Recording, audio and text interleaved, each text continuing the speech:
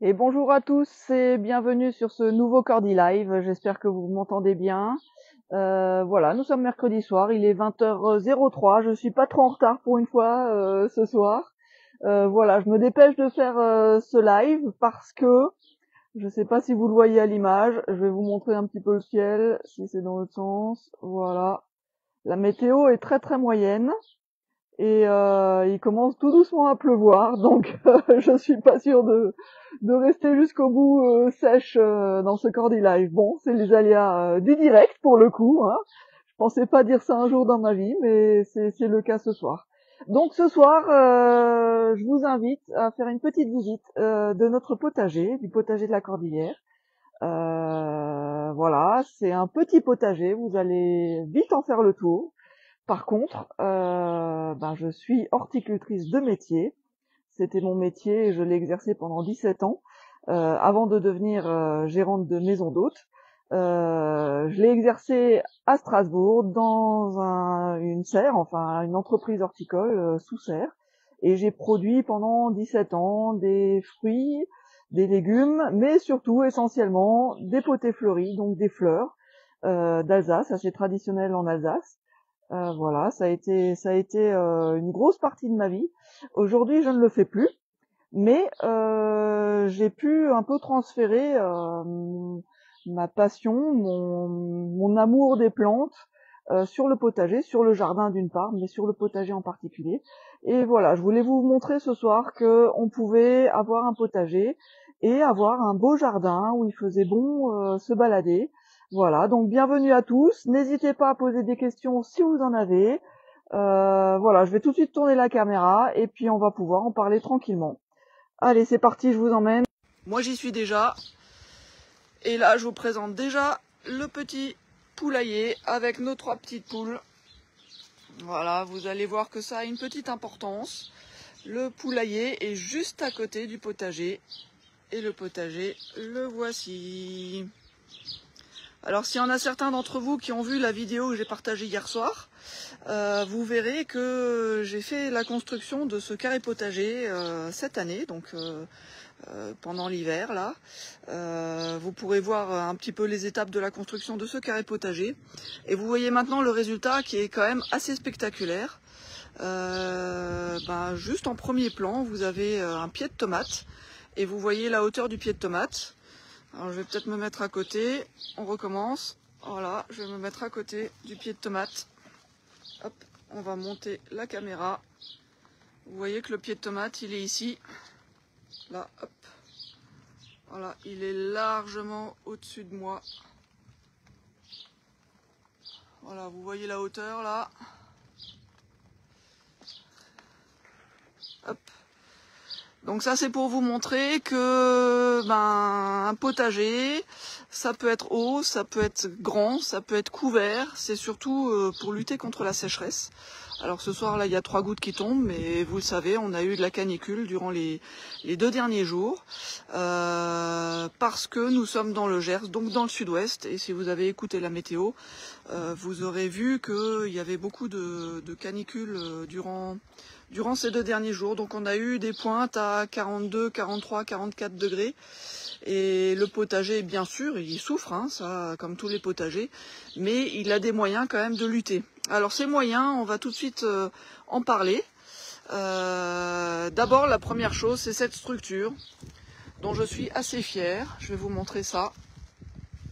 Voilà, vous voyez à quel point c'est ombragé. Évidemment, avec du soleil, ça serait plus spectaculaire, mais vous voyez comment il est ombragé.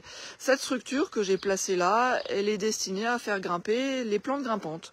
Donc vous avez au premier plan là des courges butternut. Vous voyez la taille un petit peu de ces courges. Ce sont des plantes grimpantes qui normalement, habituellement, on les fait courir sur le sol. Ça prend beaucoup de place. Et là, vous voyez qu'elles sont plutôt en hauteur. Et elles s'y plaisent. Donc en début de saison, je mets des canisses là-haut, quand les plantes n'ont pas encore couvert la structure. Et puis au fur et à mesure, je retire les canisses, et puis là maintenant il y a du feuillage. L'intérêt de ça, c'est de donner de l'ombre au sol. Voilà, donc vous voyez que là, on est vraiment à l'ombre. Quand il fait 40 degrés, ben on peut se tenir ici, il fait très très bon. Vous voyez là encore une petite courge en formation, là. Courge butternut toujours. Voilà, donc là l'intérêt de cet ombrage, c'est d'éviter le soleil direct sur le sol. Donc pour éviter qu'il s'assèche. Ici nous sommes dans un sol très très argileux, ce qui fait que il est difficile de l'humidifier quand le sol est sec. Et les premières années, j'ai fait un potager traditionnel, des plantations traditionnelles en ligne, sol nu, désherbé au maximum. Et ben, à partir du mois de mai, il était devenu totalement impossible de mettre une pioche en terre ou une pelle en terre. Impossible de planter quoi que ce soit. Autant dire que c'était très difficile de faire un joli potager dans ces conditions-là. Alors que là, avec le système de couverture, donc d'une part cet ombrage, d'autre part le paillage, vous voyez, tout le sol est couvert. Hop. Voilà, de la couverture partout, ce qui fait que le soleil ne tape jamais le sol directement. Tout est couvert, tout est protégé. Voilà. Autre méthode pour limiter la perte d'eau. Eh ben, vous le voyez ici, il est un peu caché. Hop, je vous le montre. C'est un tuyau d'arrosage micro-perforé que je place sur la terre et sous le paillage. L'intérêt de ça, j'ai un petit système d'arrosage automatique. Ce qui fait que j'arrose la nuit, entre 3 et 5 heures du matin, plutôt autour de 5 heures du matin. Ce qui fait qu'un maximum d'eau va dans le sol, très peu d'évaporation. Les plantes ont largement le temps de se servir, de se fortifier pour affronter les fortes chaleurs de la journée. Voilà, ça fait 3 systèmes qui sont d'une efficacité redoutable. Et malgré les grosses chaleurs qu'on a eues ces derniers temps, c'est-à-dire, je vous l'ai dit, autour de 40 degrés, eh ben, je fais de l'ordre de 1 à 2 arrosages par semaine maximum. Ces arrosages, ils se font tout seuls. Je fais parfois un petit appoint à l'arrosoir ou au tuyau d'arrosage, mais vraiment, quasiment tout est arrosé par ces tuyaux. Vous les voyez encore là au sol, ils courent ici, vous voyez, toutes mes plantations dans mes bacs sont arrosées par ce tuyau micro-poreux. Voilà, dernière méthode aussi, c'est de couvrir un maximum le sol avec des plantes. Donc vous voyez, mélanger les plantes. Et ici, je vous l'ai montré rapidement, c'était pas pour vous montrer ça, mais le voici. Ça, c'est une plante couvrante. Voilà. Est-ce que quelqu'un connaît ça? Je ne sais pas si vous connaissez ça. Ce sont des lianes. Je vais vous montrer ça un peu plus près. Voilà, vous voyez des lianes. Allez, c'est le premier quiz. J'attends une réponse. Je vous donnerai la réponse en commentaire sur le replay. Donc voilà, c'est une plante de la famille des hippomées. Ici, le feuillage est plutôt vert foncé. Vous connaissez quasiment tous, je pense. Aujourd'hui, on connaît cette plante de très près. Et l'avantage de cette plante, ben, vous le voyez bien, hein, ça fait un beau feuillage qui couvre bien le sol. Donc là aussi, ça évite que le soleil tape directement le sol. Donc mon sol, il est protégé au maximum. Et ensuite, on mélange un maximum de plantes. Donc ici, vous avez en couverture cette plante dont je vous demande le nom. Ici, des aubergines. Derrière, des jolis maïs qui montent assez haut. Voilà. Ici, du basilic, de la tomate, des cosmos, parce que c'est important d'avoir des fleurs. Encore des aubergines. Ici, un poivron. Toujours des cosmos. De la bourrache. Et encore des tomates. Elles se cachent, mais elles sont bien là. Voilà. Donc voilà, vous voyez, avec toutes ces méthodes-là, mon potager, il est quand même assez spectaculaire. C'est l'occasion d'en parler avec nos clients. On prend du temps pour venir visiter ce potager. Voilà, j'ai encore plein de choses à vous dire. Deuxième petit quiz. On va passer à la deuxième question. Est-ce que vous voyez un petit peu ces plantes suspendues là? Voilà, c'est piquant. C'est pas toujours piquant comme information. Et ce sont encore des espèces de lianes, vous le voyez, avec ce feuillage-là. Là, il y en a une petite information. Quand ça sera grand, ça fera autour de 600-700 grammes. Voilà, ça a la forme de quoi? Pas d'une poire, mais peut-être d'un coin qui serait piquant. Et encore, non, un coin, c'est pas tout à fait ça. Un avocat qui serait piquant. Voilà. Vous voyez, il y en a pas mal. Et ça couvre bien ça, hein. Alors là par contre c'est hyper efficace, c'est ça qui donne le plus de couverture. Voilà, donc ça c'est le deuxième quiz. Donc le premier quiz, c'est ces plantes que je fais ramper au sol. Deuxième quiz, je vous montre le feuillage. Voilà. N'hésitez pas à commenter, à donner vos réponses.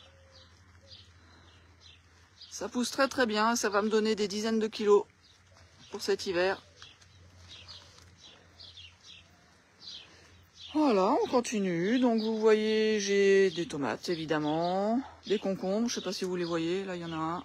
Voilà, c'est mon petit concombre, moi je l'appelle le petit rugueux, je sais pas quel est son vrai nom. Ah, les tomates cerises, regardez-les les filles. Regardez-les, vous savez ce qu'elles attendent? Elles attendent ça. Ça, c'est ce qu'elles préfèrent. Voilà, 3. Une pour chacune. Regardez-les, ces coquines.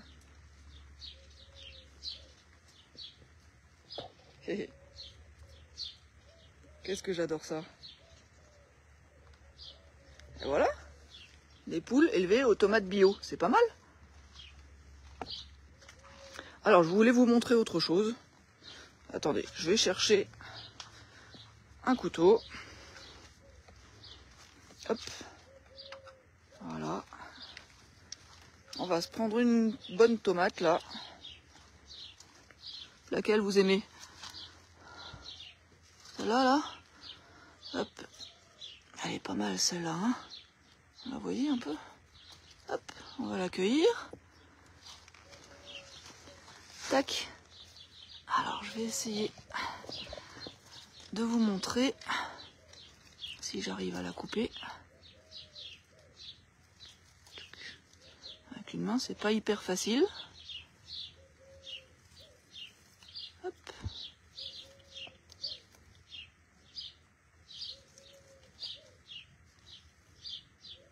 Je me concentre, hein, excusez-moi. Hein.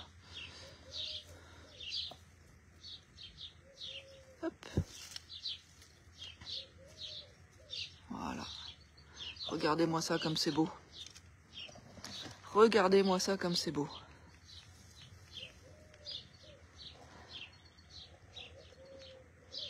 Alors, les tomates, elles sont hyper denses. Elles sont magnifiques. Alors ça, c'est la variété cœur de bœuf. Ce sont des tomates que je reproduis d'année en année. Donc, je garde à chaque fois les graines. Et j'utilise beaucoup ce qu'on appelle la mémoire de la graine.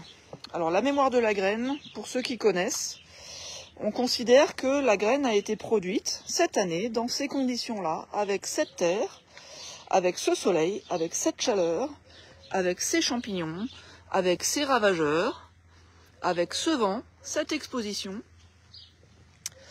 Et donc la graine que je vais prélever cette année, eh ben, elle sera adaptée à ces conditions-là. Ce qui fait que l'année prochaine, quand je les replanterai, eh ben, elles seront chaque année, un petit peu plus adaptées aux conditions de culture qui sont présentes dans mon potager. En particulier, évidemment, l'exposition au soleil, la terre, la méthode de fertilisation. Donc la méthode de fertilisation, ben, c'est bien simple, hein, c'est des amendements. J'utilise un petit peu d'engrais organique au moment de la plantation et après plus rien du tout. Donc ce ne sont que les amendements, c'est-à-dire le paillage que je réalise à base de différentes sources, et c'est ça qui nourrit le sol. Donc on a dans les sources, il y a la tonte de gazon qui est un amendement vert et qui apporte de l'azote.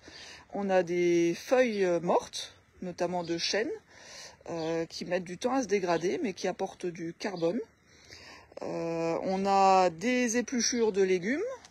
Vous en avez peut-être vu sur mon trajet, je sais plus. Les épluchures de légumes servent à faire du compost de surface. Ce qui fait que, bon là vous avez, c'est pas des épluchures de légumes, c'est un reste d'un pied de courgette qui est mort d'ailleurs. Voilà, il y a des épluchures de légumes par-ci par-là, et en fait ça me permet de faire du compost de surface. L'intérêt du compost de surface, c'est que les éléments fertilisants sont produits, sont dégradés là où je vais planter mes cultures. Donc il n'y a pas de perte, contrairement à un compost que je ferais en tas. Et ensuite il y a un autre avantage qui est vraiment pas négligeable, et que je vous conseille, c'est que les limaces, notamment les limaces et les escargots, préfèrent manger des plantes en décomposition, donc du feuillage, des feuilles en décomposition, des épluchures, etc., plutôt que des plantes fraîches. Donc en particulier au moment du printemps, au moment de la plantation, ça me permet de planter mes salades et mes divers plants, et je mets mes épluchures autour, ce qui fait que toutes les limaces contre lesquelles je n'arriverai jamais à lutter, du coup elles se mettent à manger ces épluchures là plutôt que mes plants tout frais, tout propre, tout neuf. Voilà, donc c'est une méthode de lutte. Les limaces, je les entretiens en fait, je les nourris, mais par contre elles me laissent tranquille puisque je les nourris voilà, d'une autre manière, et comme ça elles laissent mes plants tranquilles.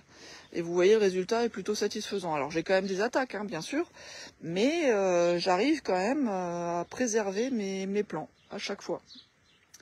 Alors je vais vous montrer aussi ce côté-là. Ici, on a quelques plants de tomates. Ici, un pied de courgette. Alors, les pieds de courgette, vous voyez que je les fais monter sur des tuteurs. Ça me permet de gagner de la place et ça évite que mon feuillage, le feuillage bas, soit trop atteint par l'oïdium, le mildiou, etc., etc. Et ce que je voulais vous montrer, c'était la hauteur de ces pieds de tomates. Donc, vous voyez, ils atteignent à peine le haut du tuteur. En fait, la différence, c'est que ici, ils ont été plantés directement dans le sol argileux, que je paille chaque année, donc il est quand même bien amendé. Il y a un très très bel humus, il est vivant, il y a beaucoup de vers de terre en dessous, mais vous voyez que c'est beaucoup plus difficile. La hauteur entre ces pieds-là et puis celui-ci que je vous ai montré au tout début, là, qui monte tellement haut dans le ciel. Voilà, celui-là, il fait, je sais pas moi, 2,50 m de haut peut-être. Voilà. Donc ça montre quand même que ce mélange de terreau, terre, paillage, foin, tonte de gazon, sable, feuilles mortes, tout ce que j'ai mis dans ce bac, et ça donne des beaux résultats. On a vraiment une belle production. Vous voyez vraiment des belles grosses tomates. Donc ici, une cœur de bœuf. On va voir l'étiquette. Voilà, je sais pas si vous la voyez. Voilà, elle est là, cœur de bœuf. Ici, variété Olivette. Elles sont ici, celui-ci un petit peu moins beau, mais par contre il produit aussi. Voilà. Encore, alors c'est pas de la cœur de bœuf celle-là, très clairement. Ici la grosse rouge. Alors la grosse rouge, c'est un ami qui m'a donné les graines et qui n'avait pas le nom de la variété. Donc je l'appelle grosse rouge. Et elle est belle. C'est une très très belle tomate. Très très bonne. Très charnue. Voilà, pas beaucoup de commentaires. J'attends vos questions. N'hésitez pas à commenter ou à poser vos questions encore après la vidéo. Ça n'est pas un problème. Moi, j'y répondrai avec grand plaisir. Voilà. Ici, vous voyez encore un autre feuillage. Alors, c'est le même que les lianes dont je vous ai parlé tout à l'heure. C'est le quiz numéro 1. Et donc, j'attends toujours vos réponses. Quiz numéro 1. Qu'est-ce que c'est cette plante de la famille des hippomées qui fait des lianes et qui, à l'occasion, monte d'ailleurs sur ma structure, hein. Mais là, comme ça, elle reste plutôt au sol et elle me sert de paillage. Voilà, vous voyez que j'ai aussi ici un poivron. Je vous ai parlé des concombres. Toujours des fleurs pour attirer les pollinisateurs. Ici, c'est un basilic pourpre. Voilà.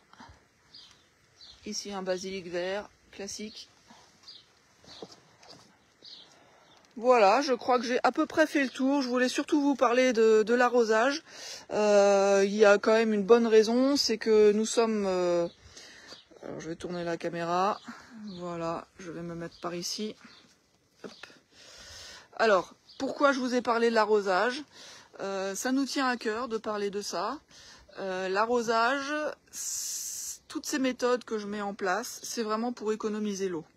Et économiser l'eau, aujourd'hui, c'est capital, c'est fondamental, et c'est tellement dans l'air du temps, avec ces canicules, avec toute cette chaleur qui augmente d'année en année, qui va durer de plus en plus longtemps. Il faut trouver des solutions pour garder l'eau, pour l'économiser. Et donc, je vous en parle parce que notre maison d'hôte fait partie du Club Marque Terra Gers. Alors un Club Marque, je vous rappelle ce que c'est un espèce de label, ça fonctionne de la même manière qu'un label, sauf que c'est départemental, contrairement au label qui lui est national. Donc c'est un Club Marque qui est spécifique au Gers, et ça s'appelle Terra Gers. Terra Gers, ça signifie que toute notre maison d'hôte est menée, gérée de manière à favoriser la biodiversité, à favoriser l'environnement, l'écologie, à limiter les déchets, à limiter les besoins en eau, voilà, limiter les besoins en énergie aussi. Donc c'est important aujourd'hui, et voilà, ces méthodes que je mets en place au sujet de l'eau, c'est important de vous en parler pour que vous compreniez que c'est faisable, que c'est facile, que ça demande pas plus de travail ni beaucoup d'investissement. Voilà, c'était une petite astuce voilà, que je voulais vous partager. J'ai encore plein de choses à vous raconter sur le potager, et j'espère vous voir très bientôt dans notre maison d'hôte. Pour vous expliquer la suite, si ça vous intéresse, n'hésitez pas à venir réserver dans notre maison d'hôte. On a encore des disponibilités, on a aussi des tarifs qui sont vraiment pas chers, avec notamment une réduction jusqu'à moins 20% en last minute.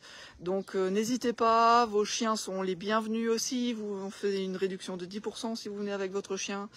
Voilà, il y a plein de subtilités pour essayer de payer moins cher. On a fait plusieurs promotions, plusieurs offres spéciales. Et donc n'hésitez pas à réserver sur notre site www.lacordillère.fr, et n'oubliez pas le i après les 2 L. Voilà, n'hésitez pas aussi à vous abonner à notre page Facebook et notre page Instagram, car nous avons une page Instagram, et puis aussi notre chaîne YouTube sur laquelle je vous partage les vidéos de ces Cordy Live. Entre autres, il y a d'autres vidéos que je partage sur la chaîne YouTube.